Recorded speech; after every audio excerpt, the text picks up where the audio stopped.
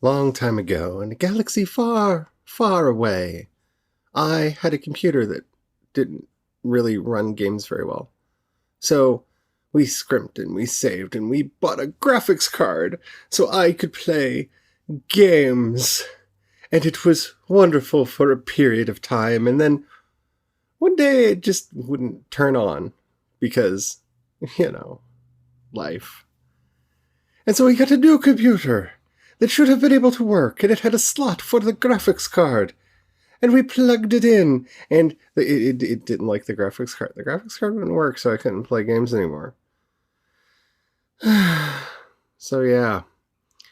But now there's this thing that lets me play No Man's Sky again, and I'm really happy about it. And we're going to talk about that with a special guest on today's episode of Project Shadow. Can you hear me? I have something to say.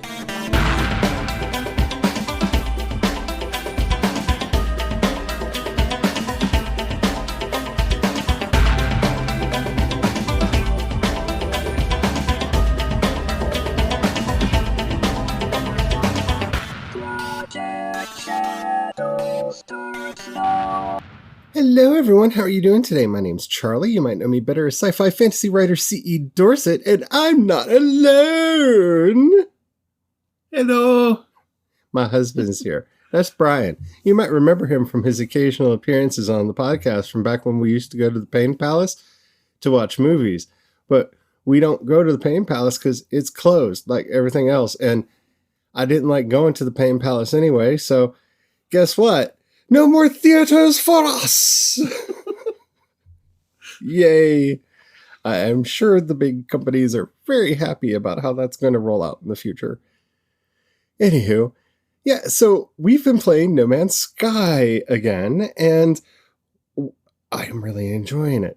So we've been using a bit of software called GeForce Now that lets you play games on your computer even if your computer cannot play them. And it's wonderful, and I love it. And would you like to try to explain what it does? Yeah. Do some Brian Splains. So there's this game. It's really awesome. It's called No Man's Sky. Quite a few of you probably already played it before, maybe, hopefully. It's a sandbox game, so you can kind of run around and do whatever you want in it. And it's very meditative. Even the harvesting's fun. Wandering around, seeing new critters and whatnot. The problem is it's graphically and processy intensive, and processy is a word. I just coined it. So it is very rough on a computer, and honestly, most of your regular computers, they can't even run this game. Ours can't. Our POSs can't, and I don't mean by like point of sale service thing for restaurateurs out there. No, I mean pieces of stuffing. If you can't tell, my husband's a restaurateur. So these things, they can't even run the game. So it's been very sad. So we haven't been able to play it for a long Very time. sad.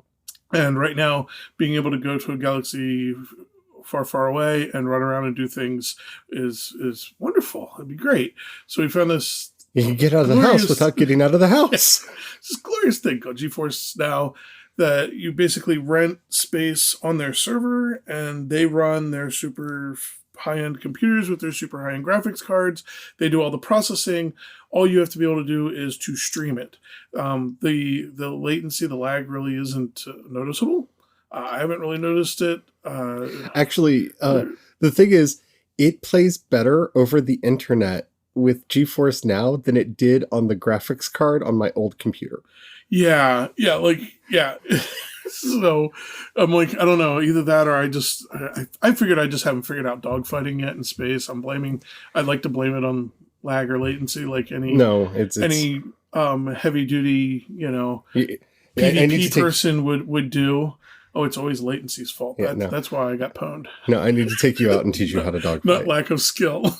I think it's just I haven't gotten the skill down yet. Dogfighting's hard, man. It is. You get the beam laser. Beam laser's cool. Yep. I could switch. The rockets are amazing. Now. I cannot work with the rockets. I spent my entire time trying to lock on, and I missed 4 of the 5 times. I shot him once with a rocket, and he had me almost dead. Because you don't wait for them to lock. they locked. There was a thing. It zoomed in and locked, and I fired.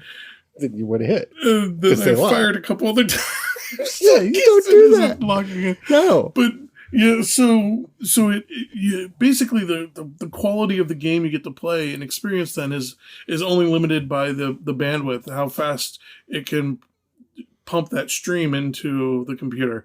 And so it's crazy because I'm running around, I'm looking at particle graphic, I see all the cool particle graphic effects, and there's shadowing and shading and things like really far distant horizons, not like horizons that are right in front of my face because I had to turn the graphics way down. Space is really pretty. Space is super pretty. So if you've never heard of GeForce Now, it is a service that is out from Nvidia. And basically, you get to rent space on one of their high-end machines with one of their high-end, top-of-the-line graphics cards in it. And then you get to stream the game over the internet. You have to own the game. Currently, I do know for a fact that it lets you sign into your Steam account. There are some other services that allow you to use them. If you are curious about this, check and see if the game that you're interested in has not sent them a cease and desist letter, because companies be cray. Yeah, and companies, why? Why? Don't be greedy. Don't be stupid. Because the way it's set up, you buy the game. Yes. The company is there to sell the game. You're just renting time on somebody else's computer. You're renting time on someone else's computer. This would be like going over to your friend's house who has the super gaming rig and playing the game on their computer rather than sitting at home with your crappy computer trying to run the game. Yeah. I mean, it's like... If I may make a special note on that to Square Enix, I love Final Fantasy games.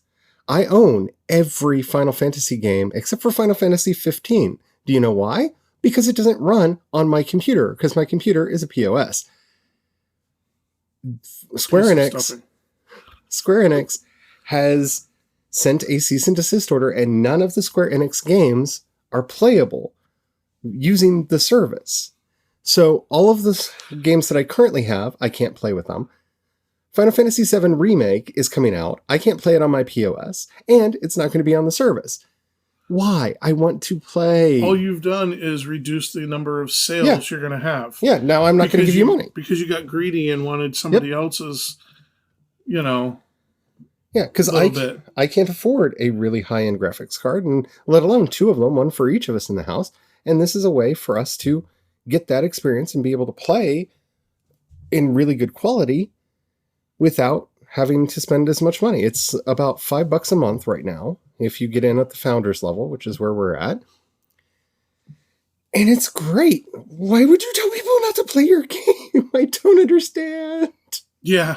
Let me play your game. Yeah, and for those of you that do allow yourself to be up there, good on you, because there are games that we normally wouldn't really have messed with that we're looking at going, maybe we should play this game because I really wonder what it would look like on that super high graphics. On the super high graphics, and So this is not a paid commercial for GeForce Now, but if you guys want to give me money or free time on the site, I'll definitely take it, and I'll have to add a disclaimer in that this is a paid program thing in the future. But I really like the service because it's cheaper than getting a new graphics card, and new super high-end graphics cards come out so quickly that it's actually cheaper to rent space with Nvidia to do it this way. And not only that, but to have that super high-end graphics card, you got to have a power supply that's built enough to handle it. You got to have a motherboard and processor that can handle it, and a cooling system. And so therefore the rig itself is going to have to be already a higher priced one than So No Man's Sky, if you're not familiar with it, is a game that came out a couple years ago, and I was one of the only people on Earth who liked it. Yeah, I know that for a fact. I remember all the hate. Everybody was hating on this game, and I'm just like, first of all, I don't know. I guess I listened to different interviews than they did, because it was exactly the game that I expected it to be when it came out, and I don't want to rehash all that, but I really enjoyed it, and I loved playing it, and I played it until my computer died, and I no longer had a computer that could play it. It is a space opera. You are literally a traveler who's going through space, and you can do whatever you want. There are quest lines, if that's a thing that you want to do. There are various merchants guilds and trading guilds and stuff that you can take quests for. You can collect bounties, which is fun. So much fun. Reminds me of Galaxies. Mm-hmm. So a lot of this game reminds me of Star Wars Galaxies. For those of you who played that game, oh, my heart. One of the best space MMOs of all time. This is taking its place. This is the best space MMO of all time. I played Eve. No. No. Eve is the best real-time work simulator that has ever been made for a science fiction setting. That's what Eve is. I'm sorry. And I get people like it. More power to you. Love you. No hate. No Man's Sky is that game. And the best thing about it is, as far as it being an MMO, you can restrict it just to people that are on your friends list. Yeah. So you don't have to deal with nudniks. Because we all know those putzes that show up in the game and just decide to be massive bojigaloops and ruin everybody's fun. You know what? You don't have to deal with them. You don't have to deal with them. It's everything I could ever want. It's a massively online multiplayer game that expands infinitely because it's procedurally generated. So it's constantly putting in its own content, plus the content that they keep adding to it. And it's a lot of fun. And I'm so glad to be playing it again. The idea of a game that lets you play in space, basically doing whatever you want to do. You can build bases, you can terraform planets, kind of. I expect that to actually be a feature that they roll out in future where we can put terraform generators down to actually change the planets. Ooh. And stuff. Because if you look at the way that they're going, they're really trying to put the players as much in charge of the experience of playing as they want to be. And that's the brilliance of this game. I could see them, because they've already got the fauna system, and I could see them enhancing that and adding in like wildlife breeding and whatnot, so you can make your own creatures for your own planet. That would be cool. Yep. I mean, you can kind of terraform with your digging tool. Yeah. And which is a lot of fun, and Brian can't figure out how to use it. now I start laughing because the TTP or yes, the TTP score. So for all of you who have been paying attention to this podcast for a while, he's making a reference to an episode of Raven's Quest. Goodness. Raven's Banquet. Something Quest. Mythic Quest Raven's Banquet, which is a really funny show on Apple TV Plus, which anybody who has an Apple device, currently, as of the recording of this, Apple has made, I believe, all of their content free to anybody who owns an Apple device.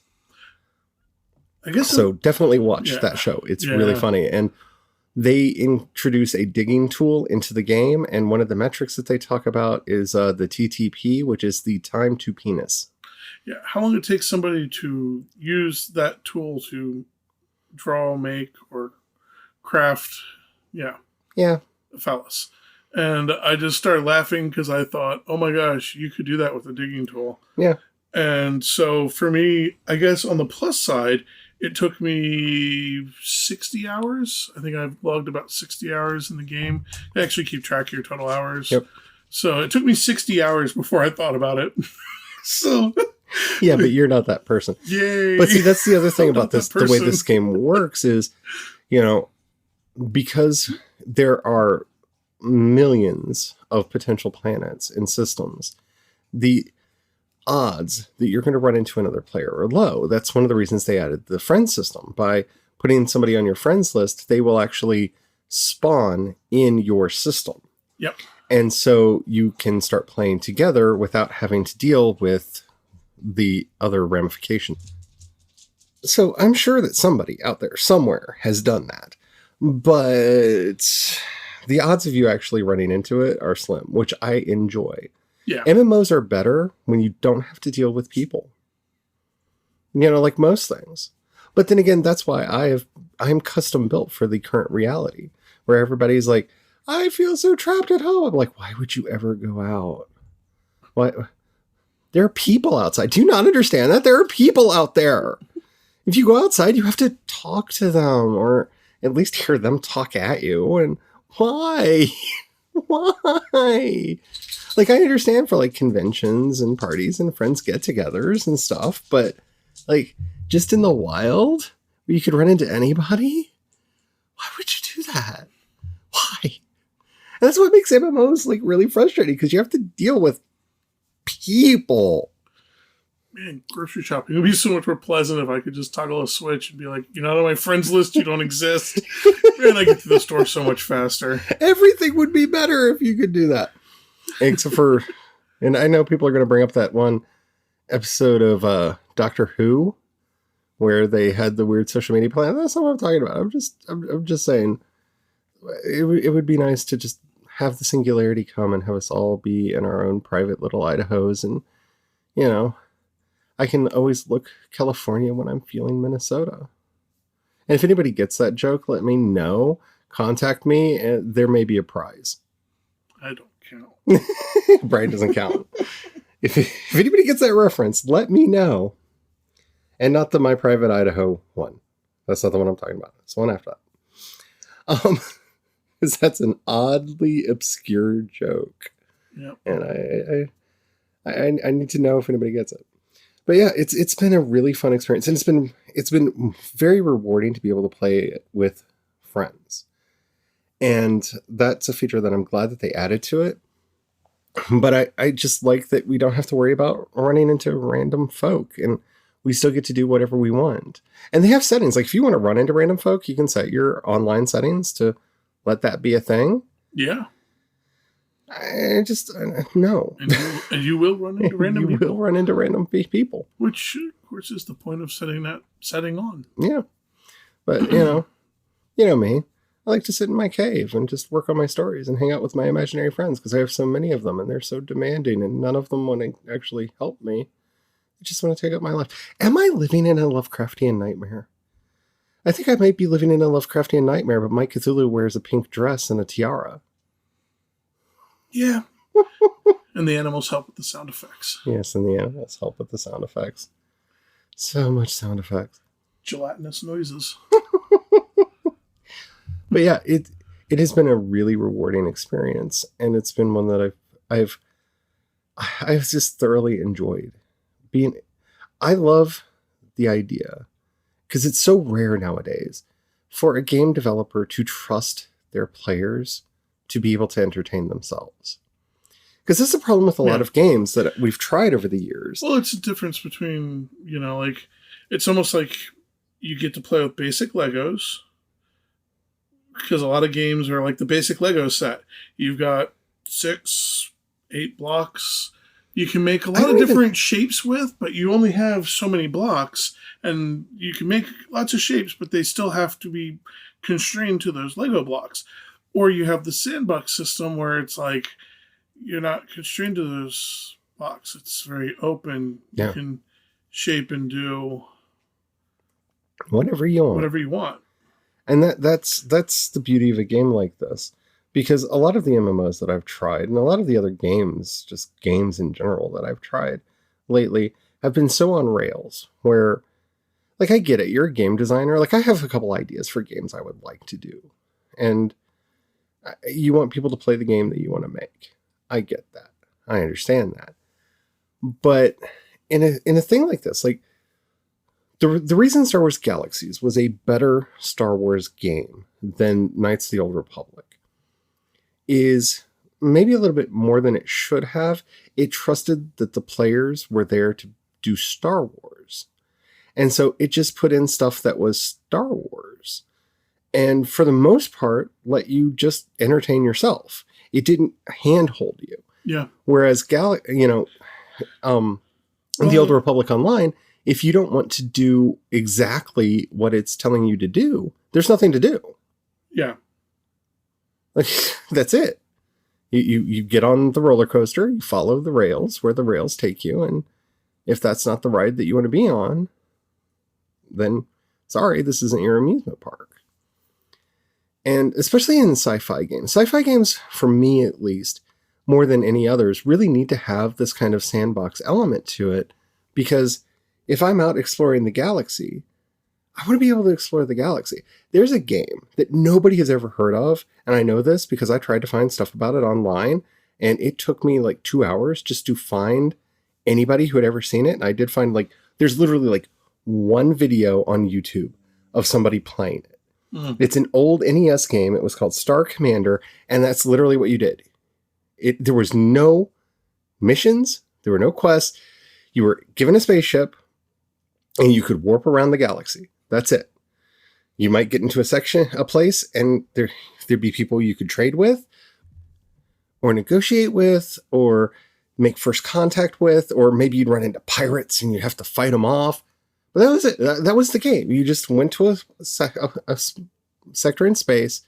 It was cheap 8-bit graphics from the first person. You basically were looking at the main screen. Like if you were playing Star Trek, it was just what would be on the main view screen in front of you with some of your other like stats for your ship and your weapons and stuff. And you just flew around. That was it. And I played that game more than any other game that I had just because it let my imagination run free. And I would make little stories with myself running around the galaxy playing in this stupid little game. And then there was Star Trek Starfleet Command, where you basically did the same thing. You just kind of flew around from sector to sector, and you could do whatever, right? And it had some strategery to it. So if you wanted to do strategic gameplay, that was there. There was the first contact. There was, space is big. Space is vast. If you're going to give me a space game, I better be able to explore in it. Which is why WildStar was amazing. And then stuff happened. It got sold. Yeah. Got shut down. So I guess the moral of the story is simple. We're playing No Man's Sky. It's fun. And thanks to GeForce Now, it's playable even if you have a low-end PC. As long as you got the bandwidth. This is not a paid endorsement of GeForce Now, though. If they do want to pay us, I am well open to taking the money. Yeah, everybody needs money right now. I will advertise it. The last thing I want to say before we get to the end material here is I wish I had a separate camera and was more into the thing, because this would be the game that I would be on Twitch live streaming if I cared. Yeah. But the thought of everything I would have to go through to try to do that, no. Yeah. But if there was a game, this would be it. So for anybody because I know I've gotten at least 2 people who have contacted me saying, why don't you live stream your gameplay on Twitch? Because everybody would be really bored, because I don't often talk when I play games. I just kind of zone out and play games. They're escapism. They'd be like, why did you build your house on the side of a hill? And then later on, they'd be screaming at me for cheating because they'd realize that I'm in the center of all these drop spots. I'm getting the hate already because I could run around in a circle and go, I got tons of goodies. Yeah.